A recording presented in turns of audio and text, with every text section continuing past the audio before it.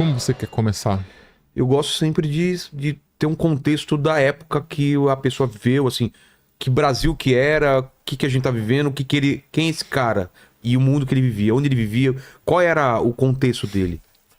Assim, a gente pode até comparar, porque são todos assassinos, né? Os dos Certo. biografados. E a Elise Matsunaga e o Maníaco do Parque, eu acho que esses dois livros, eles trazem muito o porquê das coisas. Tá. Né? Por exemplo, o livro da Suzane é do crime pra frente.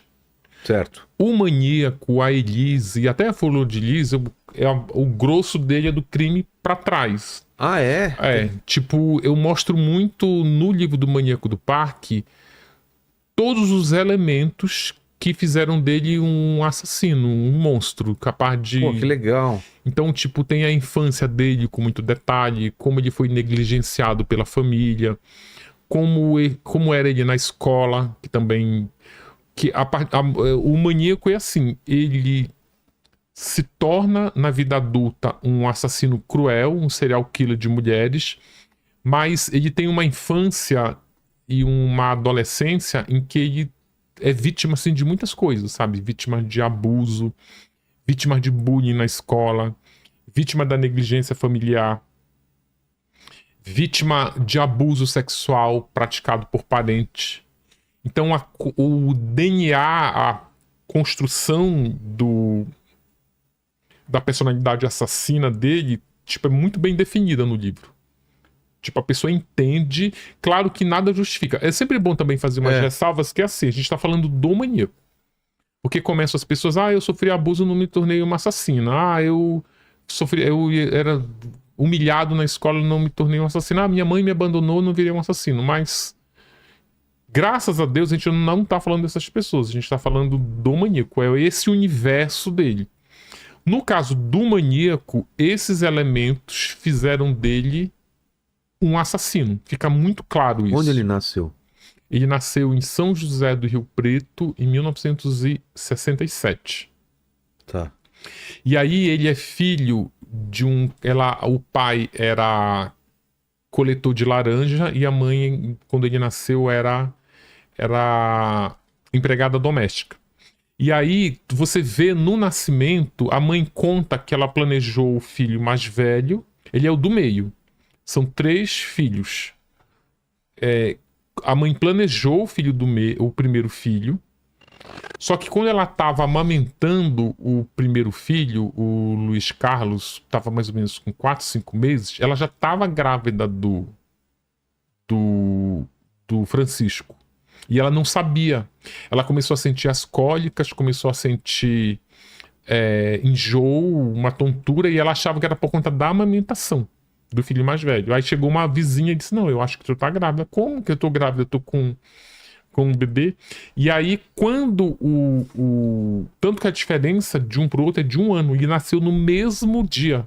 Pô. Tipo, eles nasceram no dia 27 de novembro. Só que um nasceu de 66, ele nasceu em 67. E aí depois ela teve um outro filho, 2 anos depois ela teve um outro filho, em São José do Rio Preto. E aí era muito comum naquela época a família ficar mudando de cidade em cidade, né? Pra prosperar na vida. Vieram para São Paulo, voltaram para São José do Rio Preto. É verdade, né? Meus pais mudaram muito muda de cidade, muito. Vão né? para onde tem oportunidade. Eu sou de 70, né? E aí, quando você tem 3 filhos e fica mudando de cidade, é mais complicado ainda. Aí o que a mãe fez sem explicação nenhuma? Ela se mudou de São José do Rio Preto para São Paulo, levando o filho mais velho e o filho mais novo.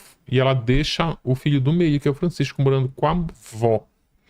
Essa avó, vou dizer de antemão que a mãe nega, né? Mas o Francisco relata isso nos exames criminológicos dentro da penitenciária. Essa avó que a mãe deixa o Francisco com ela tinha um marido que era o pai da mãe dele, né? Da Maria Helena, que era chamado João, que era um homem que tinha uma edícula no quintal, que fazia rituais satânicos, atendia na porta. O avô. Ritual satânico. Ele tinha.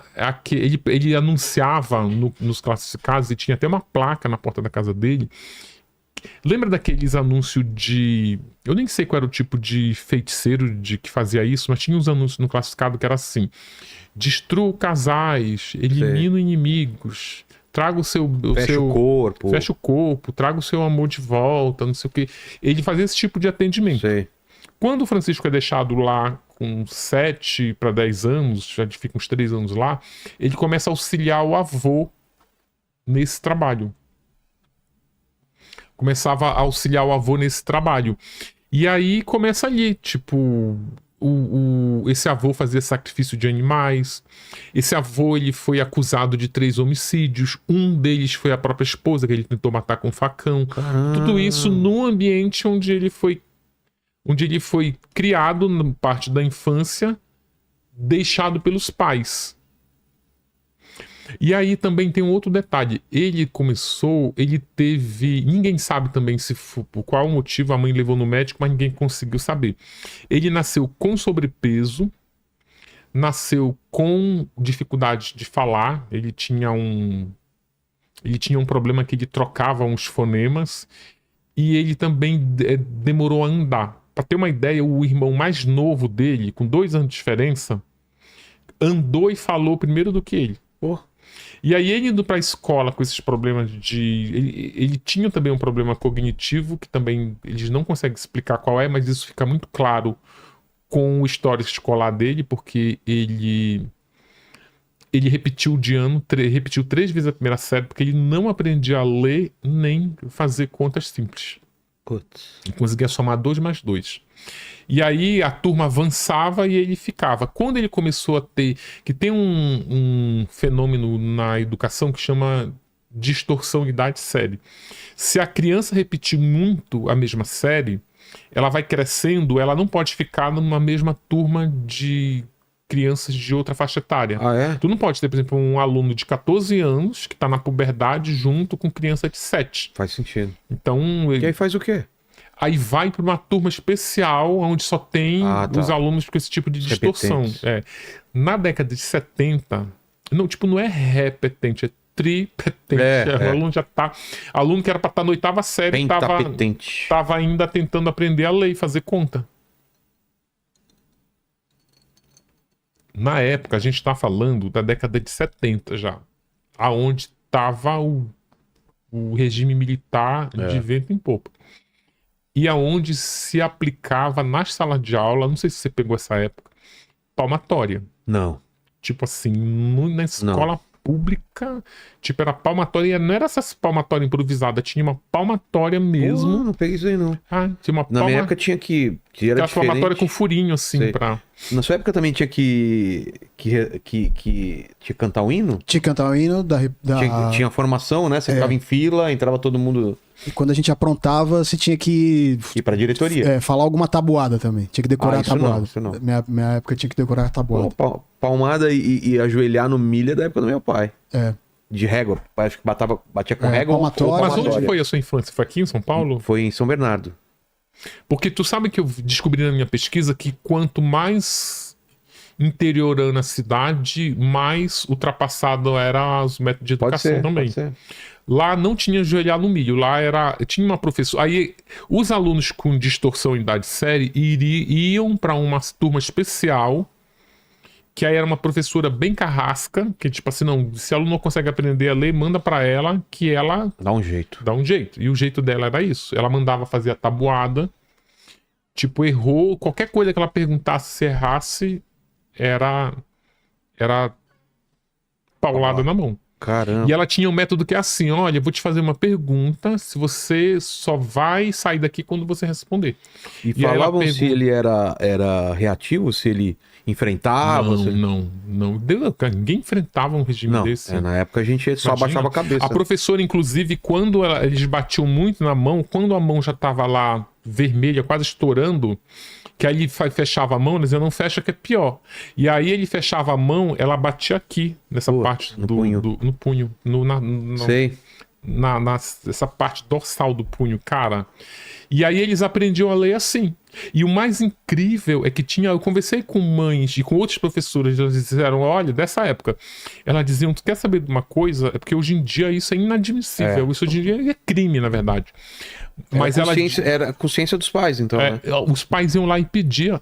Pedia, não, bota meu filho aí, porque olha, ele tá virando demônio em casa. Tipo, quero meu filho. A mãe não controlava, queria que a escola batesse pra tentar controlar.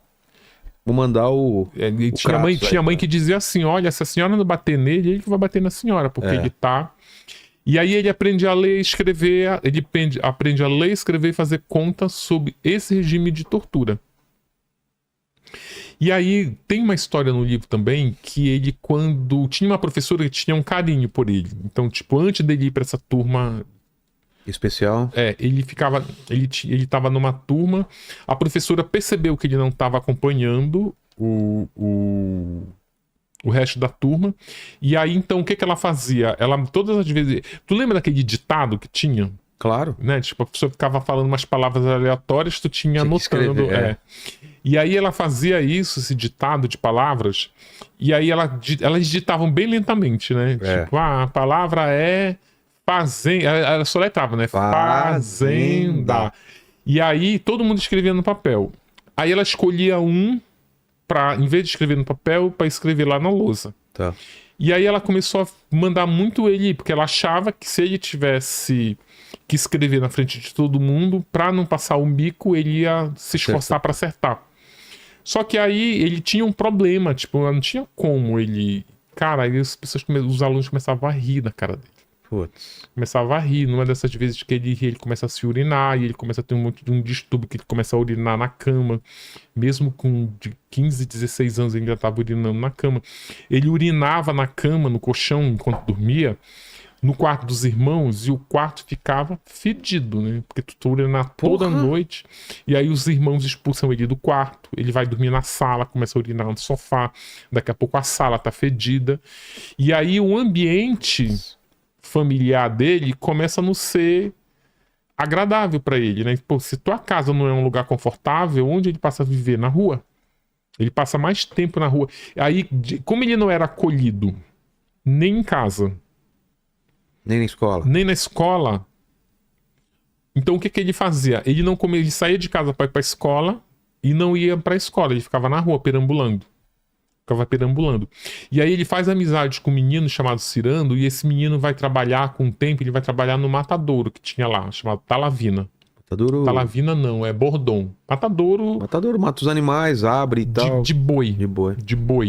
Tipo, e a função dele no início, numa época que ele trabalhou lá, nessa época eles matavam os bois com marretada na cabeça. Eu lembro dessa época. Então... Cara, você já viu essas cenas? É impressionante. Eu fui lá, cara. O cara dá uma marretada, o boi parece que apaga na hora, desliga, né, cara? Se a marretada for... se acertar no lugar certo. O livro, quando ele não explica, acerta... O livro tem, que aí eu achei o ex-chefe dele no matadouro. E eu fui lá. Ele trabalhava no matadouro chamado Bordon, que não existe mais, mas as ruínas estão lá. As fotos dessas ruínas do matadouro tá até no Instagram do livro, lá no Crimes do Brasil. Ele trabalhou nesse matadouro. A primeira função dele era limpar o chão, porque como matavam 500 bois por dia, então imagina a quantidade de sangue. Tocava uma sirene, tinha que parar tudo para limpar o chão, porque começava a criar uma camada grossa de sangue já coagulado. E aí a função dele era limpar o chão. E aí, com o tempo, ele é promovido para a função de marreteiro. Ele pegava a marreta. O Francisco, ele é mentiroso quanto mais, assim. Tipo, ele dizia, não, é compulsivo isso.